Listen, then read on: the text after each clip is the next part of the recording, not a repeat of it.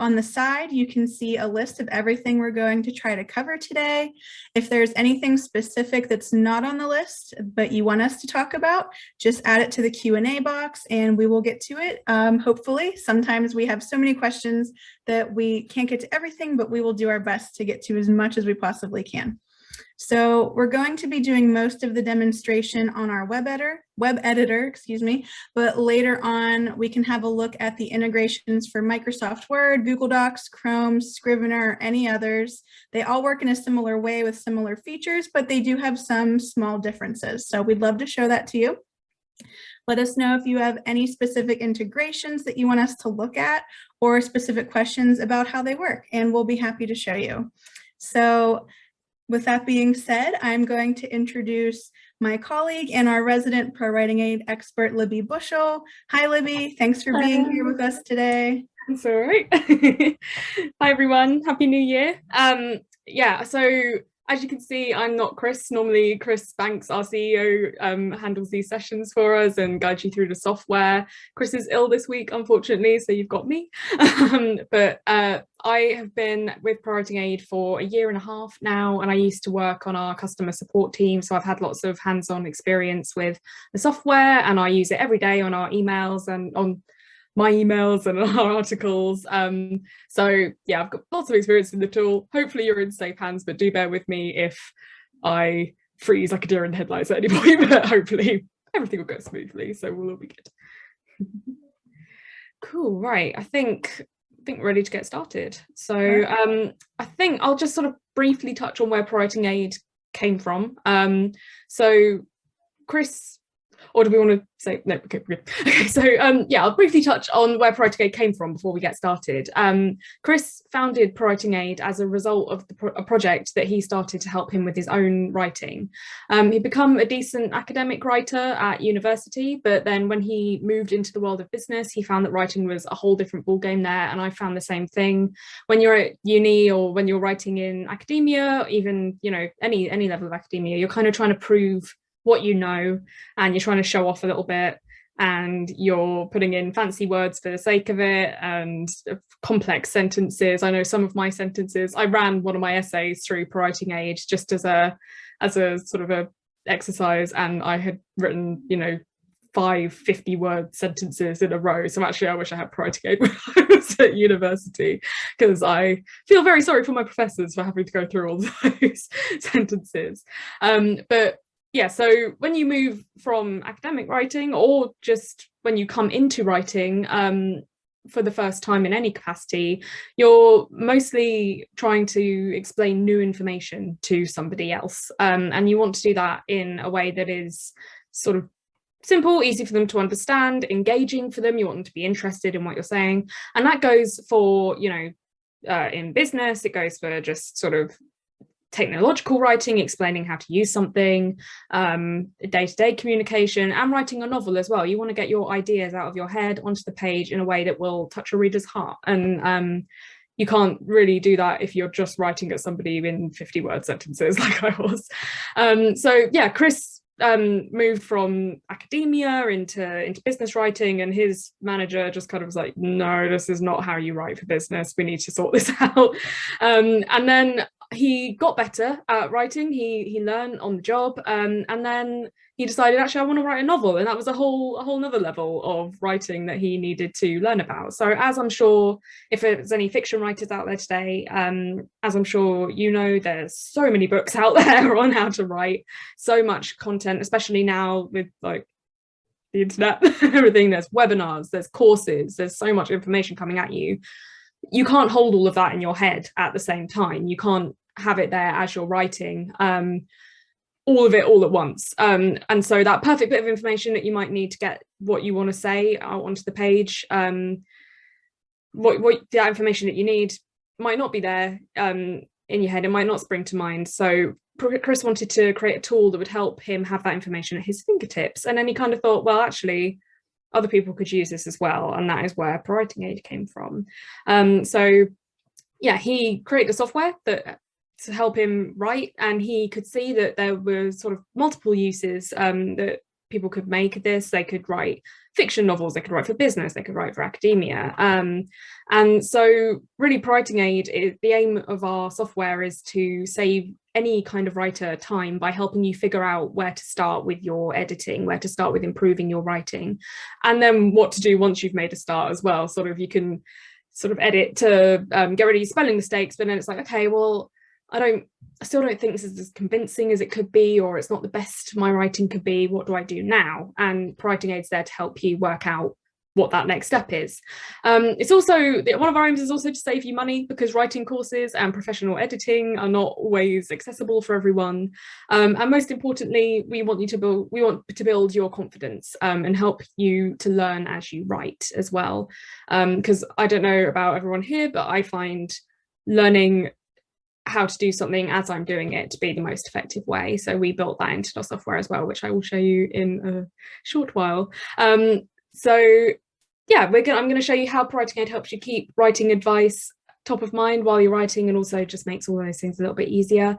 If any questions come up as we're sort of going through the software, pop them in the Q&A box. The chat moves very fast, so if you have a question, pop it in the Q&A box. Michelle will see that and hopefully put it to me and we'll answer that. And there will be a replay of this webinar too, so that you can go back and take a look, and that will be on our YouTube channel and will be sent out to you tomorrow, so no need to worry there.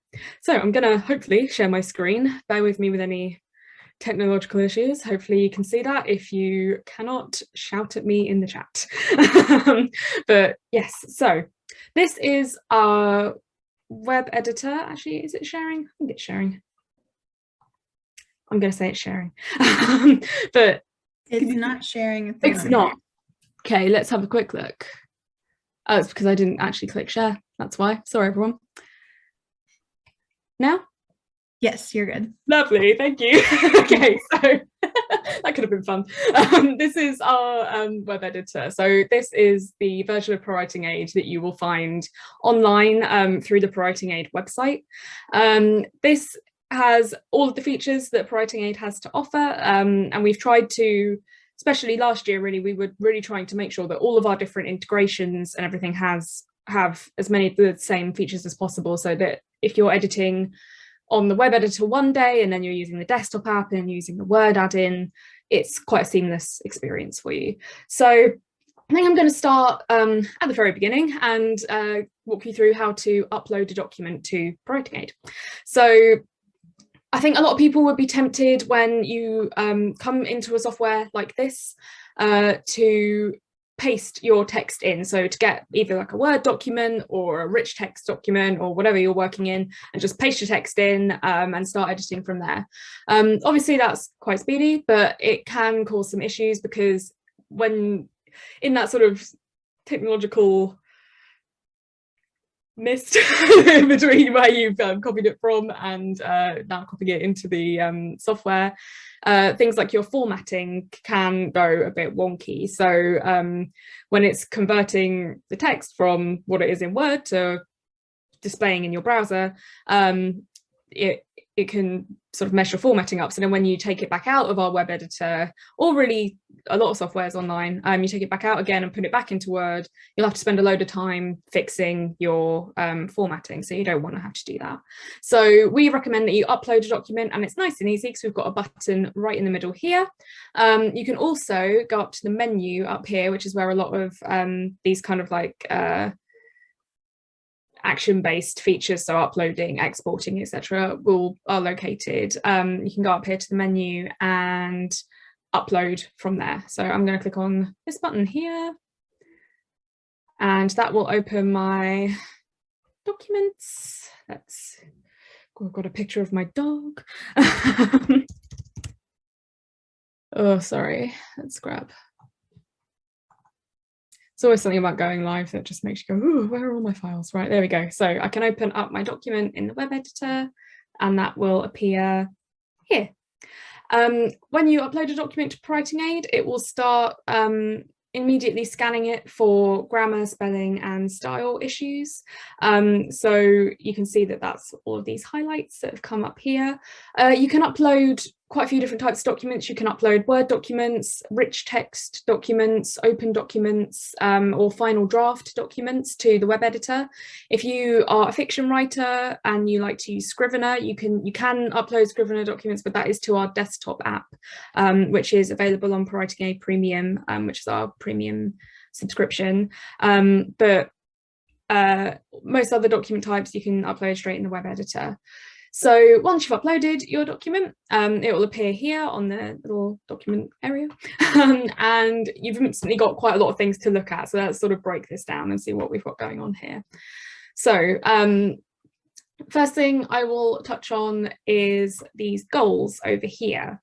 So we introduced goals last year, year before, as a way of helping you immediately see what you probably will need to work on in your document. You can see where you kind of are falling below averages for the type of writing that you're doing, and where you're meeting those averages. You can see here, like, I'm meeting this one, but I'm near the top, so I might still choose to work on it, etc.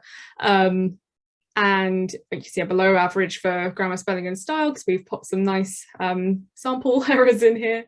But there's quite a few of these different goals down the side, and these all correlate to the reports that you can see along the top here.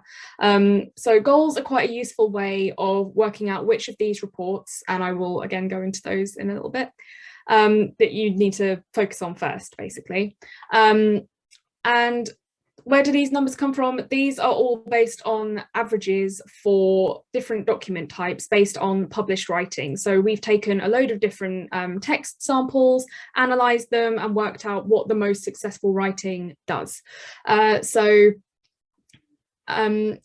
can pick your different document types before you start editing, so that you are getting goals over here for the things that are most relevant to your type of writing, because what defines success for different documents are different. So what defines success for an essay is different to what defines success for a piece of fiction writing.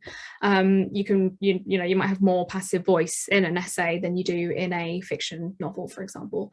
So we've got kind of a thriller novel here, and so I'm going to click this drop down over here where it says general, and that shows you the different types of writing that you might want to be doing. I'm doing creative writing, and then I've got a load of different genres that I can pick from. You've also got sort of business writing. You can pick a CV, an email, job description, loads of different things. So if you need any help sort of knowing where to start with what actually makes good writing in the area that you're writing in, ProWritingAid can be configured to help you with that more specific knowledge. So I'm going to set it to creative, because that is what I'm working on. I'm working on a thriller. There we go. So it will rescan my work, it will reevaluate it based on that. Grammar, spelling and style tends to say the same. If you set it to sort of academic or business, it will be a bit more strict with you, but all of these will kind of change based on, so you can see now that the readability grade, where I had it on general, which is kind of combining academic, fiction, business, all those different things. On general, 10 was fine for readability. For fiction, it's saying that's a bit high. We need to move that down a little bit. So it's changed based on what I'm writing.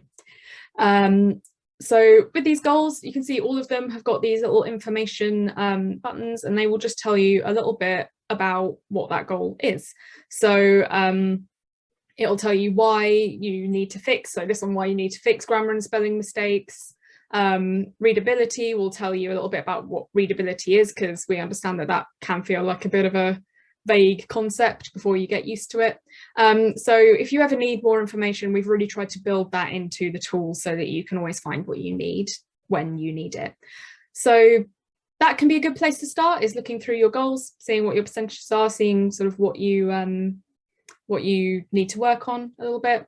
And then you can start getting a bit more, you can zoom in a little bit and look at the specific improvements. So these are the highlights that you can see here. So we know that people work in lots of different ways. So we know some people are going to like to work right in their text, get right in there, hover over these suggestions, and you can just click on a suggestion to change it in your document. And it will offer suggestions based on the context of your writing to help you improve. but we also know that some people would like to work in a list and work through methodically what they're doing. So you can click on these little side panels over here and see your suggestions and work through them one by one. A common question that we have is there a fix all? Is there a button I can press that will just accept all of these suggestions and yeah, fix everything? And then another question that we get is, well, doesn't this just take all of the personality out of my work? And I think that those kind of go together, because we don't let you just press a button so that you can fix everything, because we think it's really important that you make those final decisions on your work. You need to make sure, I mean, it's a piece of software. We think it's very accurate, and it has been proven to be very accurate, but it's going to make mistakes sometimes because there is nuance to what you are writing. So I think that it's best to go through, make sure that the suggestions work for your writing. So all of these suggestions you'll work through, you can click on them to add them in. Here we've got an entity name suggestion. So a little bit, this is one of the features that goes beyond one of many features that goes beyond your typical sort of word processor.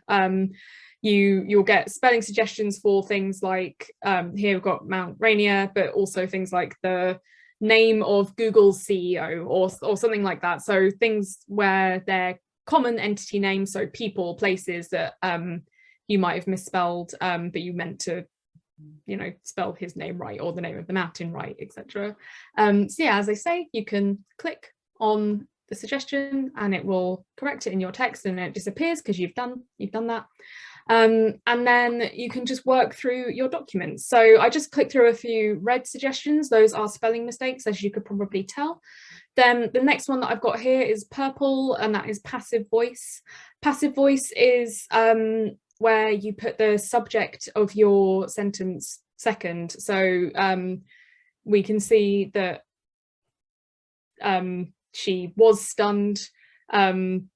You can then change that to the beauty of the surrounding scene stunned her. So we're talking about that beauty of the scene. That's what we're trying to get across. The writer's trying to say, it's really beautiful around here, but we don't get that until the end of the sentence. So we then move that to put that first. But with all of our suggestions, we've got these orange eye buttons, which, as you can see when I hover over, it says learn more about this suggestion. So if you come across a passive voice one, you go, well, why do I care about that? Why does that matter? You can click on this orange eye and you will see a short article on, so this one is, what is passive voice? How can I change it? But it might also be if you've confused a word. So here, this is confused, accept and accept. If you click on here, we've got a bit on confused words that has a list of commonly confused words and which one is the right one for which context as well. And I'll get on a little bit to our all of our blog posts and grammar guides and everything that we've got for you as part of ProWritingAid to help you learn these things as you're writing, if you ever need that information in a little bit. So yes, so ProWritingAid with passive voice, a feature that we've added recently due to high demand, is that it will rewrite your sentences for you in the active voice there, so it can rephrase it. But as you can see, it's not going to automatically rephrase your sentence and, you know, write something for you. You have to go, okay, I agree with that, click on it, and then it will change it. So this is the sort of first thing that you will see when you come into ProWritingAid, and this is our real-time report. So it all reacts as you are writing. So if I go to the bottom of my text here and I recreate that spelling mistake from before, sorry, it's being a bit slow because I'm sharing my screen. Mountain, let's do that. So you can see that it's reacted to that, brought up the suggestions, and I can click and change that as I'm writing. But we also know that for many people, you don't want things popping up as you're writing. You just maybe want to edit a little bit and then write a little bit, especially if you're writing a document there is a bit more of a quick turnaround, like a business document or something where you just want to be able to add little bits in. So you can turn RealTime off by just going up to this RealTime icon up here and clicking off. So that gets rid of all of those highlights. You can use this as like a writing interface, and then if you want to recheck all of those things, you can turn it back on. And I've just realized I didn't mention what the yellow highlights were, which is style. So these are our style suggestions. So these are things like redundant words. So bright and brilliant both mean the same thing. So I'm going to choose to say brilliant. And things like this here, when we've got very cold air, things like subjective language, like very cold, it's a bit vague. Very cold is different for several different people, so you can say it's frosty, so you know the air was that temperature where it's frosty. So it's a bit more specific and easier for your reader to picture what you're trying to say. And then our blue suggestions are grammar, so confused words, except, which is a very common one. This one here where we've got already is 2 words instead of 1 word, but then also, sorry, I've got 2 screens and it's getting very confusing. There we go. Also areas where you've, again, sort of repeated words where you don't need to, and you could have just used many here instead of many different. So once you've worked through your RealTime report, you will have quite a clean document. You won't have spelling mistakes. You will have cleared up some of the, I don't like to say basic, because we've put suggestions in there that will help you improve your writing, like those redundancy suggestions that you're not going to get in Word, for example. But you've sort of done a clean sweep, and you've got a almost like a clean slate to start from if you want to start going a bit deeper. So if you have a document that you want to work a little bit more intensively on, say it's like a fiction manuscript or a really important report, or anything that's really important that you're writing, you might want to go a little bit deeper, and that is where our reports come in. So all of our reports are based on edits that a real copy editor would make, and all of our suggestions are based on edits that a real copy editor would make. So we've taken the areas of writing that we think can help you sort of focus in and make the most impact on your writing by working on these different things. So as you can see, we've got a big long list over here. I've got all of these, and I've even got some more. So one of the things that we're really aware of with ProWritingAid is that you look at it and you think, oh god, there's so much I can do. And really, that's even if you're writing without an editing software, there is so much you can do, and editing is never done, and all of that sort of stuff. And part of what ProWritingAid does is help you to sort of tamp down on that sort of writing anxiety, I guess, and be able to actually look at it and say, no, it's okay, I've got to do this, and these are places where I can focus. To double down on that even more, we've created the summary report. So the summary report is kind of what it sounds like. It is a summary of how your writing's doing. So it gives you your key scores. So you've got these goals again, but you've kind of got them all in one place, and it separates out into your key scores. So grammar, style, spelling, those are the things that you really do absolutely want to get right, because if you're sharing your work with anyone, you don't want there to be a spelling mistake or something in the first line, and you don't want poor grammar, and you don't want to have written things that stop people from understanding what you're saying with poor style. Then we start with what you're doing really well. So you can see that you're within the parameters for your document type. So this is all still for a thriller document, or if you were doing a CV for a CV, etc. So this is what we're doing really well with here. And then you've got where your document may need work. So this is a sample document where we've put in quite a lot of mistakes, so you can see that there's quite a lot to fix here, but it's okay because we've got it all laid out in front of us and we can see exactly what we have to do. So this is where your document may need work. Obviously, just seeing things like readability grade 9 reduced to 8 or lower, you're going to go, okay, well, what do I have to do? That is why this is clickable, and you can click on here to run the readability report, which will then go into that a bit deeper. Or you can go over here and click on the side menu, and it will take you down to a sort of a better, a broader explanation of what readability is and how you can start fixing it. So here, for example, readability, it says reduce your average sentence length and word length to improve readability. It tells you what you scored, what we suggest, and it tells you what readability is, sentence structure here, we're doing well. It's saying that we haven't used too many conjunction starts on our sentences, and that means that we've got an okay score there. Where's one where we didn't? There we go, sticky sentences. We'll go into these reports in more depth in just a minute. I'm just kind of showing you how you can get an overview especially once you're a bit more comfortable with the software. You'll start going, oh, okay, I need to change these things, and I need to run this report, and I can do this, and you'll start getting your own rhythms with how it all works. But so sticky sentences, reduce the number of blue words to make your writing clearer. I'll go into what those are in just a second. Your document score 46, we suggest a score of less than 40. So you can see there's not too far to go there, but sort of telling you where you need to go, which direction you need to go in. Gives you a little bit of information about it, etc. Where is one? Here we go. So there's also some other elements in the summary report that help you visualize what's going on in your document.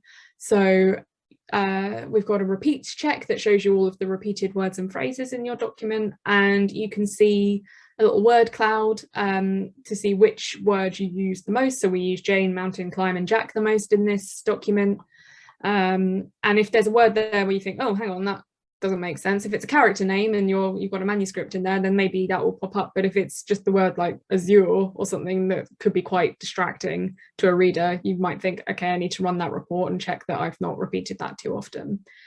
And we've got dialogue tags down here. This is more of a fiction oriented report for people who are writing dialogue into their text, and we won't go into what dialogue tags are too much, but I will say down here we have got another visualization that will show you where your document scores. So this is how much this is how much dialogue is in your document. This is how many dialogue tags you've used. So things like, instead of just saying said or asked, you said like shrieked or something like that. So, oh, sorry, this one is said, asked, all the other ones. This is ones like shrieked that might be a bit distracting, and this is ones that have adverbs. And you can see that it's got my document, and because I'm writing a thriller, I've decided that I want to compare my writing to Dan Brown and see how he scores for these different things.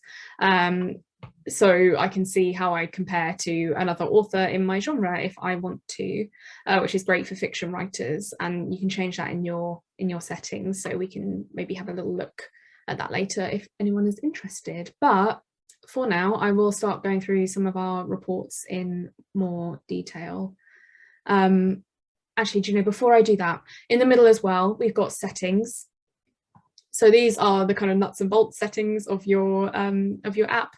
So it will tell you which version of English you are using. So I've got general English here, which is kind of a mixture of American or British English, and it won't pick up immediately if you have mixed English and British English and American English.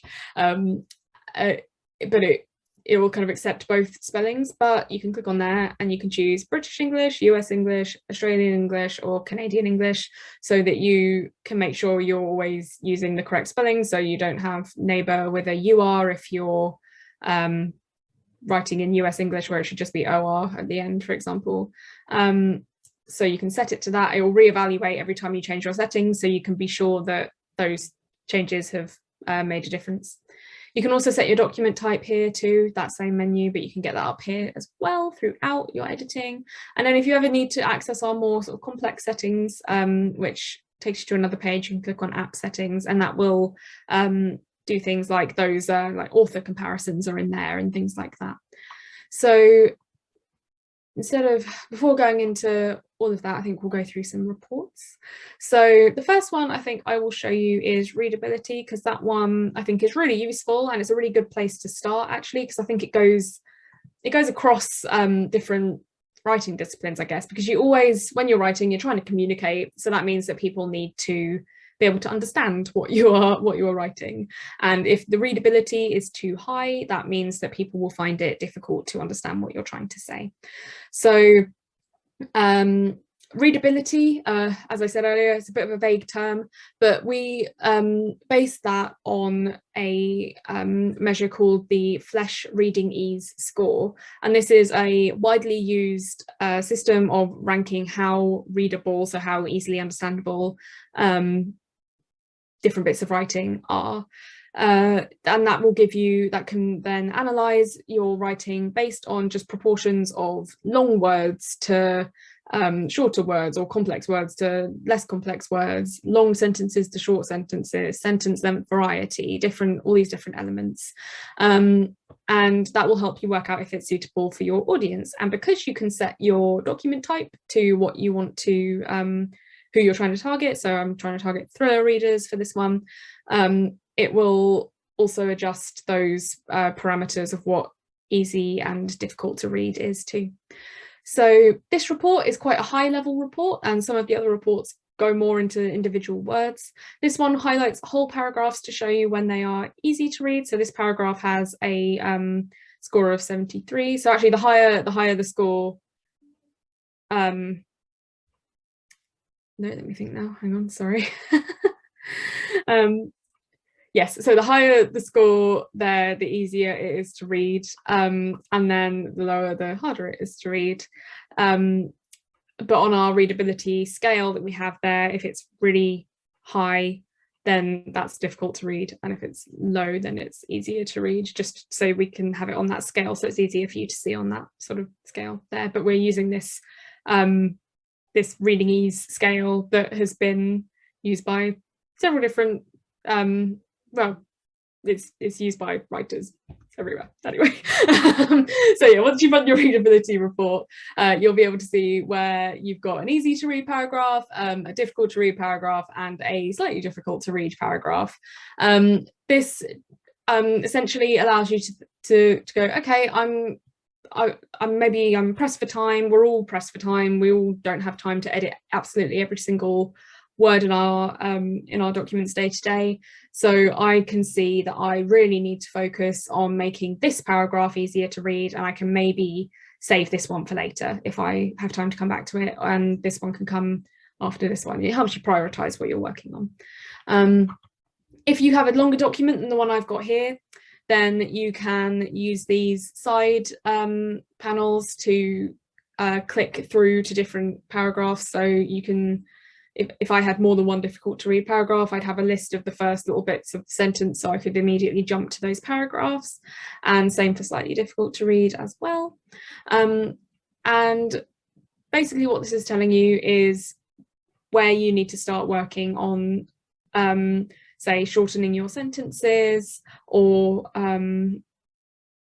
sort of making your vocabulary easier to read, looking at places where you might have just used a fancy word for the sake of using a fancy word, where you could have said something more simply, or where you've used, say, redundant words like we had before with bright and brilliant, or repeated words like higher and higher.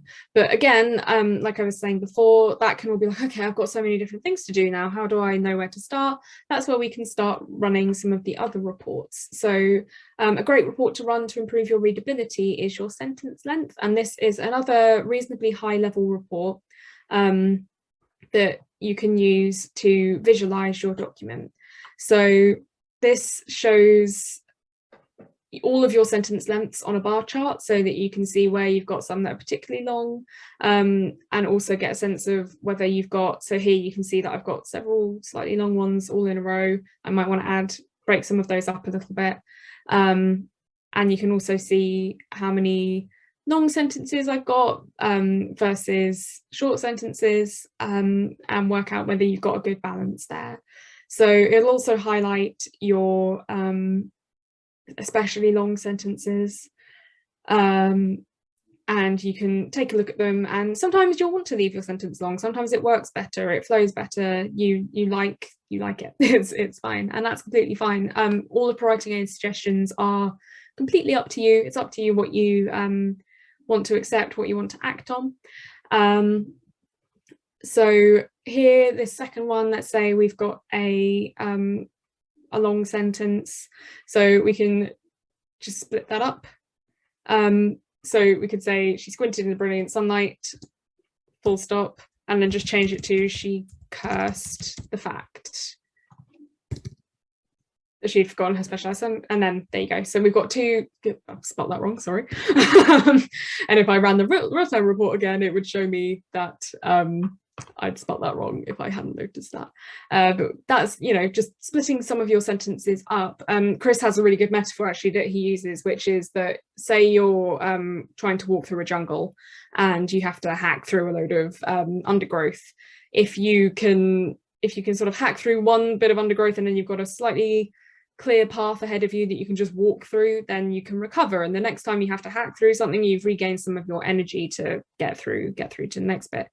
If you hack through one bush and then you have to hack through 4 bushes and then you have to keep going, and you just have to keep hacking through to get anywhere, and it takes you ages to get anywhere, your energy is going to deplete and you're going to want to stop. And it's the same for your reader. They'll be reading through really long sentences, sort of, if you imagine almost speaking them out loud,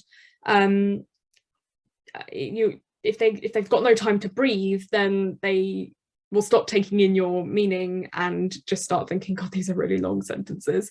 Or they might not even realize why it's difficult to understand, but they will find it difficult to understand because they've not got time to stop and process what you're trying to say. And you're also probably mixing several different ideas within one sentence, where actually you might want to say, oh, okay, I've got one idea there, let's give them some time to process that and separate that out from this other idea here. So the sentence length report helps you just spot something and go, okay, that's a really long sentence. I should probably, I clearly got a bit carried away with myself there. I should probably break it up.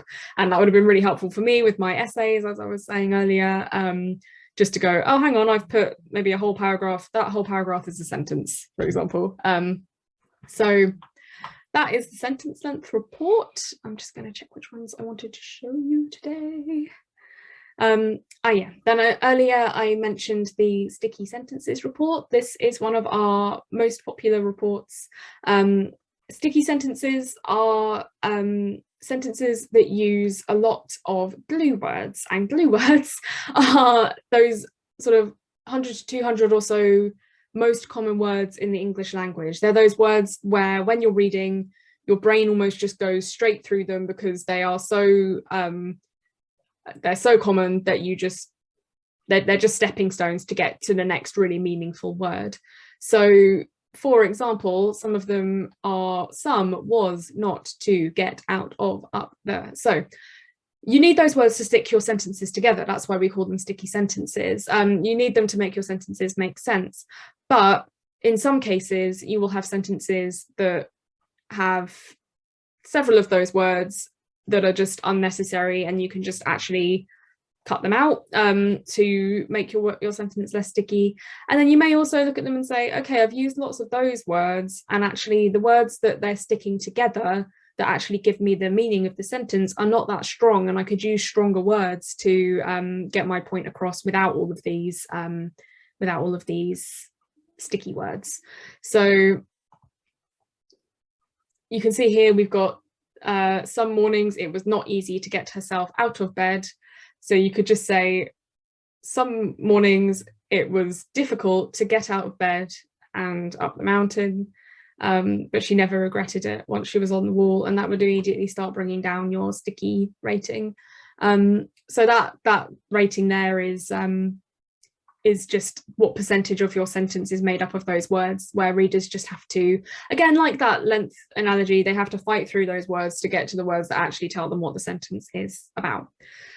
So this report, again, another kind of, we're getting a bit more granular now, but it's kind of saying, here are the sentences that you need to work on, and next we can look at some ways that you can change those. So you might decide to run, let's have a look, you might decide to run the diction report, for example. So you'll often find sticky words where you've used vague language, and you need those sticky words to support that vague language to make your sentence make sense.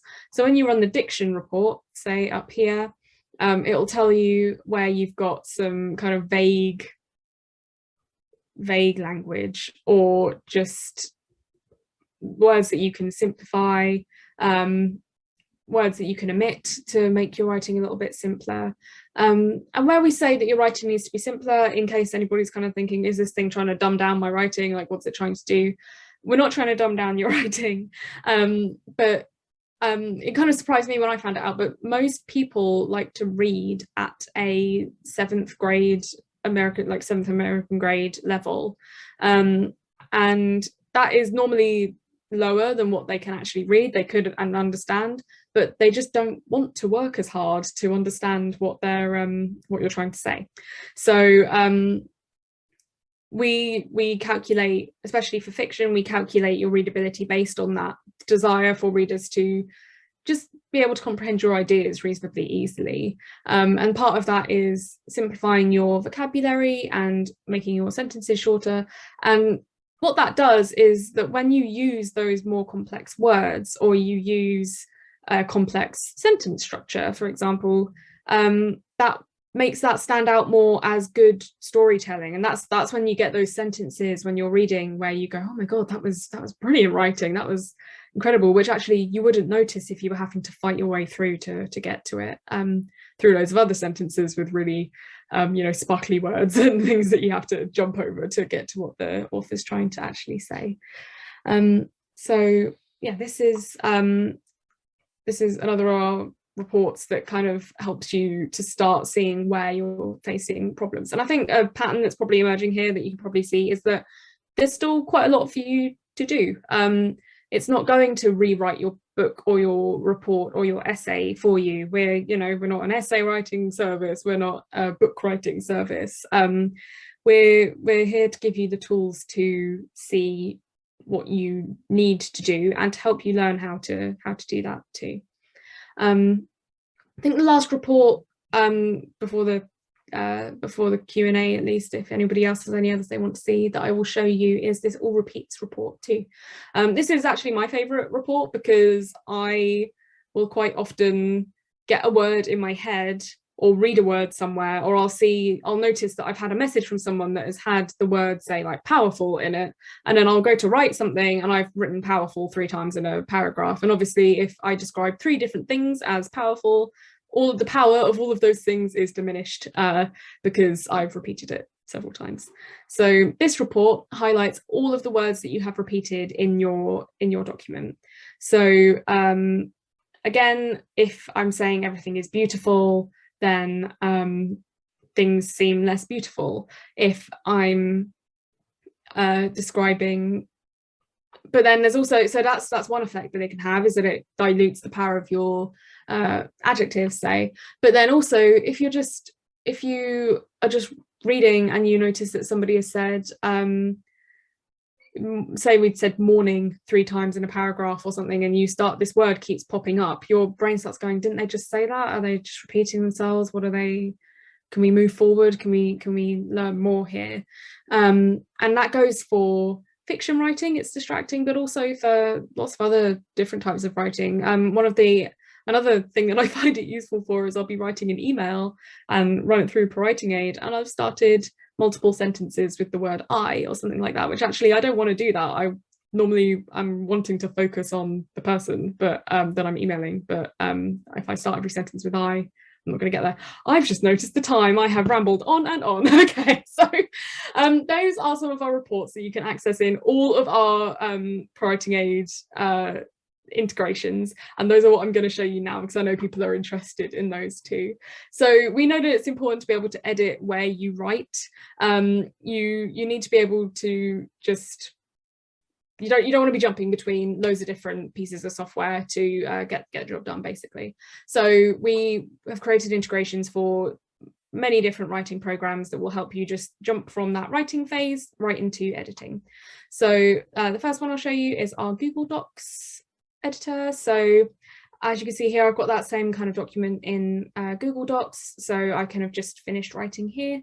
So our Google Docs add-on is accessible through the Google Docs add-on store, and then once you're in Google Docs, you just go to add-ons, and it appears as an add-on there. From there, you can run a summary report, or you can open up our improved document window, which will just basically open up the web editor, but it's directly in Google Docs. So it's got all that same functionality that I just hopefully showed you and explained reasonably well enough for you to see. Yeah, so it will open up with all that functionality, and your document appears right in here, and you can start editing as we did before. And I will just make one change here. So scaled. Oh, sorry, it's my computer's not enjoying life. And I just need to tilt this down a second just to see if I can get the, sorry, apply changes. I've got screens going on here. And if I click apply changes and close, you can see now that the that change that I just made, scaled, has appeared in my Google Docs document. If you've got any formatting in your Google Doc, I don't here, but if I had any bold, if I had any, you know, I've got paragraph breaks, for example, italics, any formatting, font size, etc. That will all be preserved when you click apply changes and save. So again, like I said before, with the uploading your document, using the add-on means that you can save all of your formatting, and you're literally just editing your text, and you don't have to go back and fix all of that afterwards. Then the next thing I'll show you is our Chrome extension, and I'm going to run another window up. The Chrome extension is really great because it means that you can edit in all sorts of different programs. You can edit in your email, you can edit on Facebook, Twitter, Medium, anywhere that you write. It will normally, as soon as there's a text input box on a website, ProWritingAid will appear, so you will never make a grammar or spelling mistake wherever you write. So you can see that we've got the same kind of suggestions, and the Chrome extension will run the RealTime report like this, so you can just immediately jump in and start doing your suggestions like this and just work through, and it will scan your work as you write as well. And then if you come down here to this little dot in the corner, again, like in the Google Docs, oh no, not like in the Google Docs, sorry. So first it will show you your goals and improvements panel like this, so you can just get a little bit more of an idea of where you're at, or you can open the full editor, which again will open up kind of a web editor type interface that you can use to edit your whole document if you've got a longer email like this, or a longer document that you're trying to edit. Sorry, my laptop is not enjoying all of these windows being open, so I'm going to hurry on because I've used up a lot of time. Another one of our popular integrations is our Word add-in. We've got a Word add-in for Mac and for Windows, and we are also working on like tighter integrations with Mac and Windows, so that you will be able to use ProWritingAid in loads of different apps on both of those things, like within the apps themselves. So whether that's sort of like Slack for people who use Slack for work, or Notepad. I know Chris is excited about being able to use ProWritingAid in Notepad. And that just means that you don't have to upload your document into a different interface. You can just use it directly where you're writing. So again, similar thing. So on Mac, which is what I'm on, you'll get the goals and improvements sidebar like this that you can work through. You can open a full editor again down here, which just looks like the web editor, same interface again. In Windows, you get, as well as all of these up here, these tabs up here, you get a ProWritingAid tab that puts all of the reports up here too.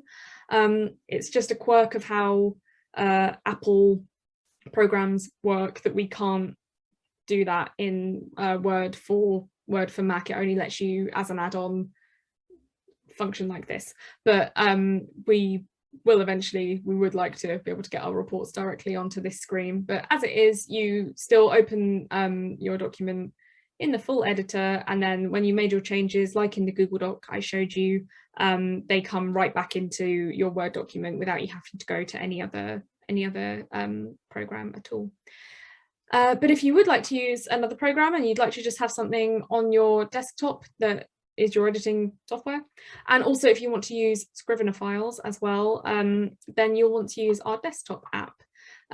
So our desktop app sits on your desktop, as it would, and allows you to edit all of these different types of documents. So as I said before, you can edit final draft, open document, Word documents, Markdown, rich text, HTML text. All of that can be done in the web editor if you want to, but if you want something that is its own app, you can just quickly click on from your desktop.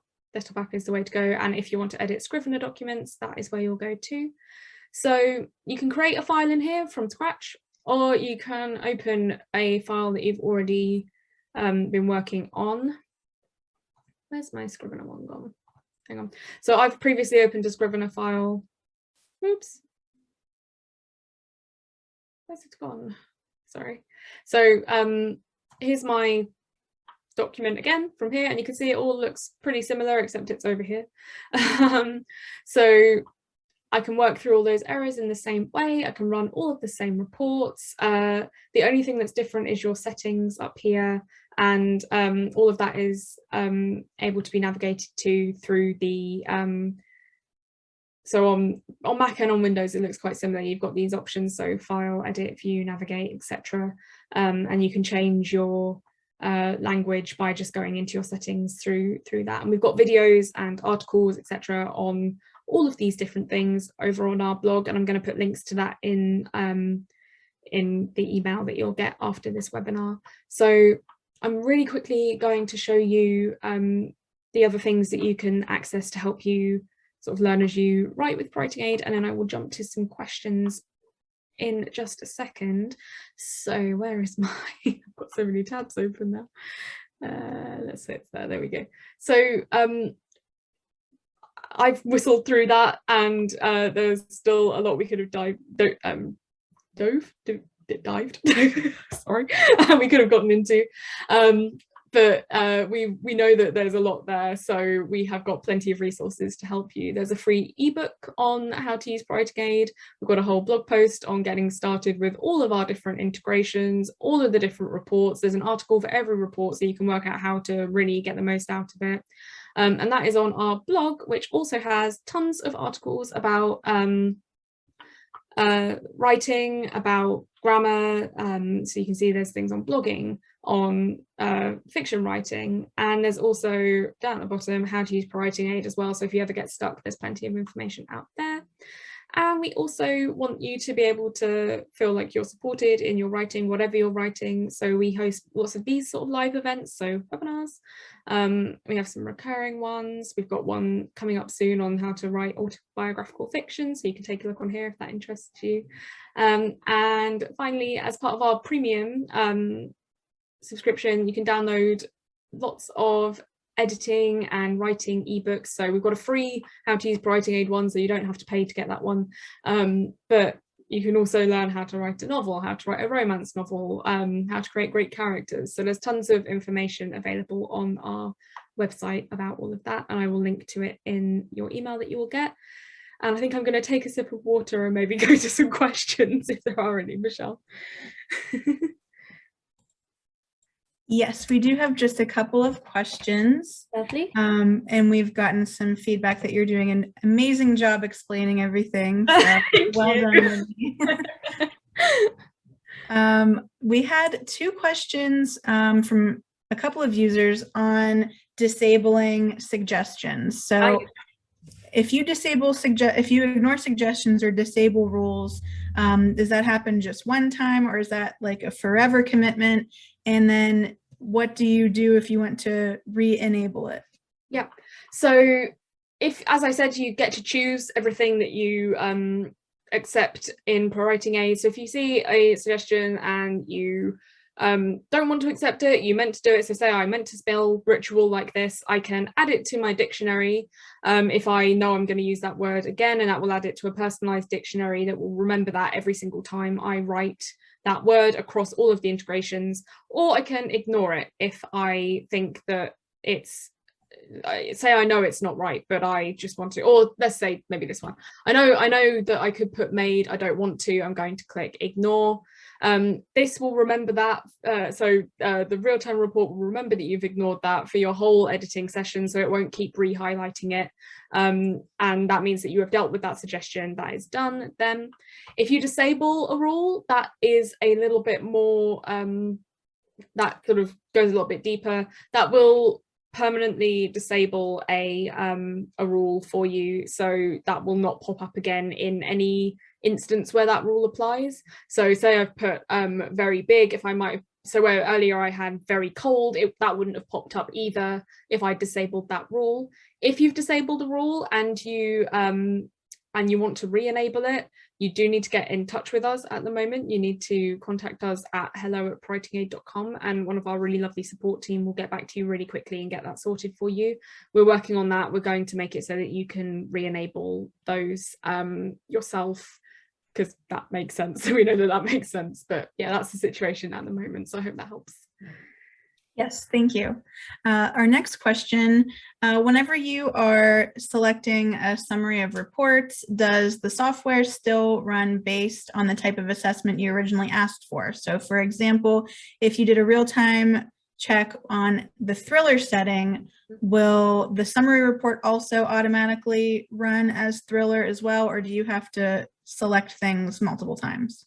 No, so this will stay as thriller, and then if you save your document, I believe, so if you then save that, so as I said earlier, all of these sort of like functional things like saving and accessing your documents are all in this menu button here. If I save that to my ProWritingAid documents, next time I open it, I think it will stay on thriller as well, I believe. So yeah, it'll stay on thriller for all of the reports that you run, so you don't have to change it every time you run a report. It will just stay as thriller. If I changed it to academic, it would rerun the real-time report, and then as soon as you click on those reports after changing it, it would have changed to academic, for example. Awesome, thank you. Well, we are about out of time. Yes. We got to just about every question, which is great. If we did not have time to answer your question, please feel free to send us an email at hello@ProWritingAid.com, and our support team will always be happy to help. I'm going to drop those links for you again in the chat that we posted there at the beginning of the event. And just to remind you, this replay will be posted on our website, on the past webinars page, as well as on our YouTube channel, ProWritingAid TV, within 24 to 48 hours. So we thank you so much for being here with us today. We hope that you learned a lot. Thank you so much, Libby, for this amazing walkthrough. You did such a great job. Oh, thank you. Thanks everyone for submitting all your questions and for being an attentive audience, I think. So yeah, thanks all for coming. All right, bye everybody. Bye everyone.